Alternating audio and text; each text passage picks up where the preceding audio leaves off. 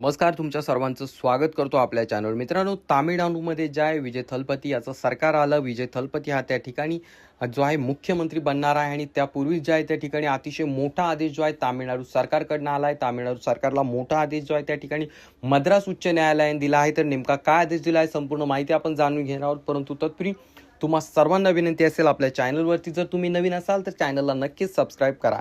तर मित्रांनो, डॉक्टर बाबासाहेब आंबेडकर यांचे विचार व कार्य शाळेत शिकवा असे महत्त्वपूर्ण आदेश जे आहे मद्रास उच्च न्यायालयाने तामिळनाडू सरकारला दिले आहे.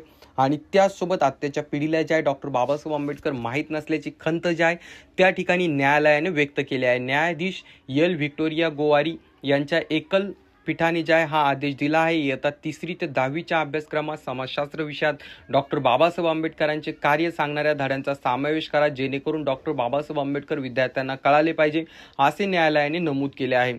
एकाने बाबासाहेबांच्या प्रतिमेचा अपमान केला होता, त्याच्या विरोधात गुन्हा नोंदविण्यात आला असून हा गुन्हा रद्द करताना न्यायालयाने हे आदेश दिले आहेत.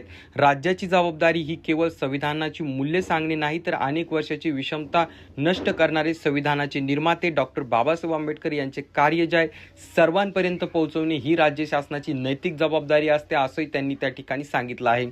संविधानाच्या मसुदा समितीचे अध्यक्ष म्हणून डॉक्टर बाबासाहेब आंबेडकर यांची भूमिका न्याय, स्वातंत्र्यता, समता आणि बंधुत्व या घटकात्मक दृष्टिकोनातून त्यांचे योगदान स्वातंत्र्य चळवळीतील आणि त्याचसोबत लोकशाही राष्ट्र उभारणीसाठी त्यांनी जी पायाभूत भूमिका घेतली आणि अर्थशास्त्र, कायदा आणि सामाजिक विचार या क्षेत्रातील त्यांची विद्वत्तापूर्ण कामगिरी जी आहे याबाबत त्या ठिकाणी न्यायालयाने वक्तव्य केले. त्यासोबत त्यांनी सांगितलं की डॉक्टर बाबासाहेब आंबेडकर यांच्यासारख्या एका महान राष्ट्रीय व्यक्तिमत्वाला जातीय दृष्टिकोनाच्या संकुचित चौकटीत का ठेवले गेले आहे, असं देखील त्यांनी त्या ठिकाणी प्रश्न उपस्थित केला आणि ही आपल्या काळाची शोकांतिका आहे, असं देखील ते म्हणाले.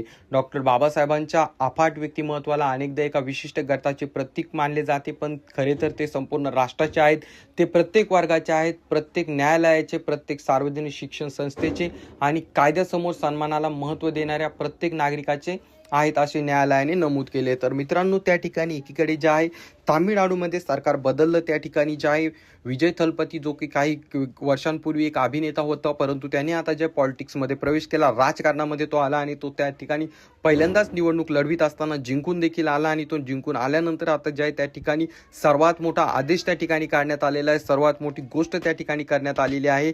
3री पासून 10वीच्या अभ्यासक्रमामध्ये जे आहे डॉक्टर बाबासाहेब आंबेडकरांचे धडे दिले जाणार आहेत, त्यांचे धडे शिकवा असा आदेश देखील त्या ठिकाणी देण्यात आलेला आहे. त्यामुळे आता ही सर्वात मोठी गोष्ट मानली जात आहे.